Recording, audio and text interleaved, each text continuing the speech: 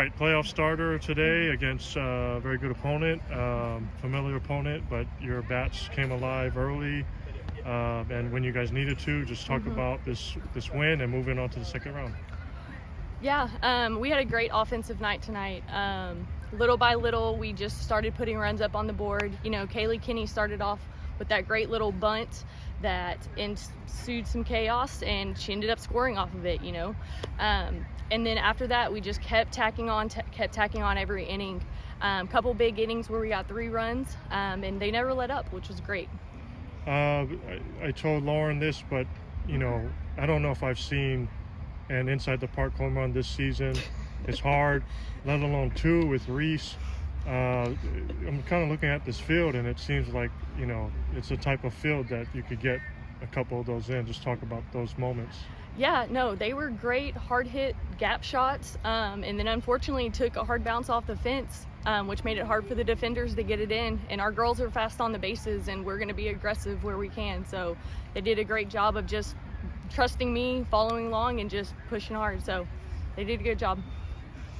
Is your message any different when it comes to a 3-game series or a 1-gamer? You know, with this 1-gamers, you never know. You're playing very good pitcher in Parker. Just, you know, what's the message before, and how do you try to calm those nerves when they first get onto the field? Well, I tell the girls every game, regardless of what it is, that we play Wakeland softball. We start off hard, we start out fast, and we don't let up. And like we did this game, every inning we try to score and put pressure on the defense and do little here and there, and it'll all add up. But regardless if we have the cushion of the 3 games or it's just the 1, we're going to show up and play our game the best way. So. And, you know, again, with LT, very good bats in their lineup, but Jordan battled going the distance. You know, she was able to get timely strikeouts, timely outs, help from her defense. Just talk about her night. Yeah, Jordan had a great night in the mound. And there was a little struggle. It was a little hotter than we're used to, but she still held her composure well, kept her pitch count low, which means she was being very efficient with her pitches and where she was throwing, getting chases. And like you said, her defense backed her up where needed. We got a couple great double plays behind her, which again made her see less batters and throw less pitches, which kept her being able to finish that complete game. So.